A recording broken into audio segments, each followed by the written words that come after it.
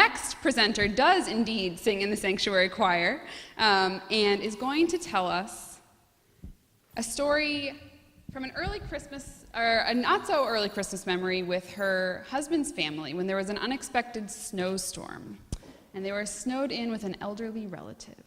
To be continued by Miss Barbara Ross.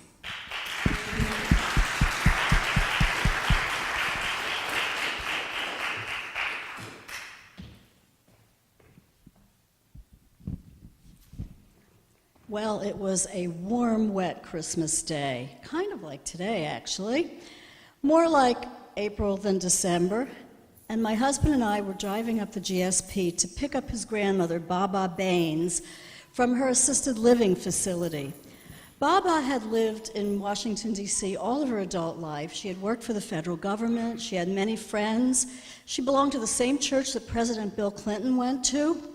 She had a nice life there, but it got so that she really couldn't live alone anymore. She was in her 90s. So my in-laws decided she should move to New Jersey, where she didn't know anybody except us. And she wasn't very happy about it. And she got confused sometimes and thought that she was just on vacation and was going to be going home soon. So we hoped that on Christmas Day, if we brought her to have dinner with the family, she might cheer up. And in fact, she did. Baba had grown up in North Carolina, and she had all these wonderful Southern expressions. If she sat down at the dinner table and nobody else came quickly enough, she'd say, "I'm waiting for you like one pig waits for another." Well, we sat down to the dinner table, and we laughed, and we talked, and we ate, and we drank, and we didn't notice what was happening outside. The temperature was dropping precipitously. The rain was turning to snow, and the snow was coming down hard and fast. And by the time we finished dinner, the roads were covered with snow. Now, no one had predicted this, not the National Weather Service, and certainly not us. And my mother-in-law got kind of upset. She said, "You have got to take her home now. She can't spend the night here. She doesn't have her medication with her. She's going to get really confused. She's going to wander around the house. She's not allowed to do stairs."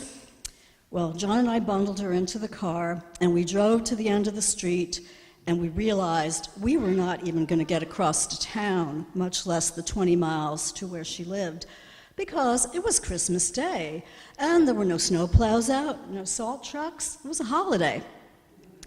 So we turned back, and we put the TV on to the Weather Channel, and we all sat there staring at the TV and willing the forecast to change. But of course it didn't. It got worse, and the weatherman said the entire east coast of the United States was being walloped by a snowstorm.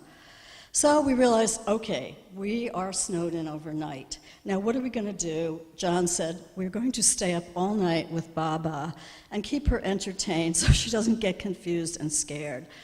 Now I love a white Christmas, but this one was not turning out to be one of the best white Christmases I ever had. And you know, actually the day was not so different from that day we had a couple weeks ago, you might remember, when a lot of people were stuck in their cars and some kids even had to spend the night in their schools. But the difference was that that was like an ordinary Thursday, and this was a Christmas day. And there's something about Christmas that we all expect perfection.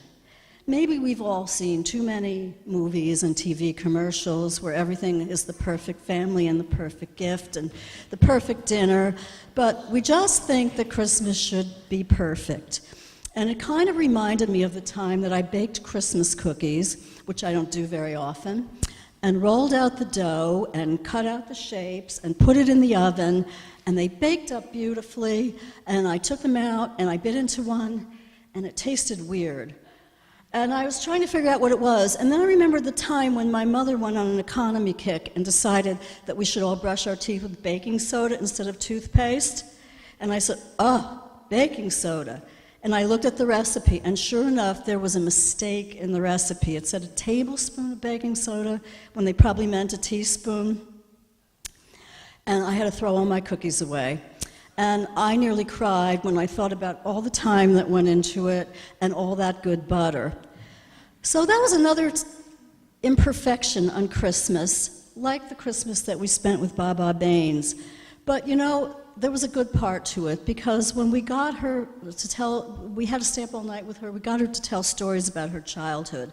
And she had grown up in North Carolina as the 11th child of a country doctor. And even in her 90s, her memories of her childhood were so sharp.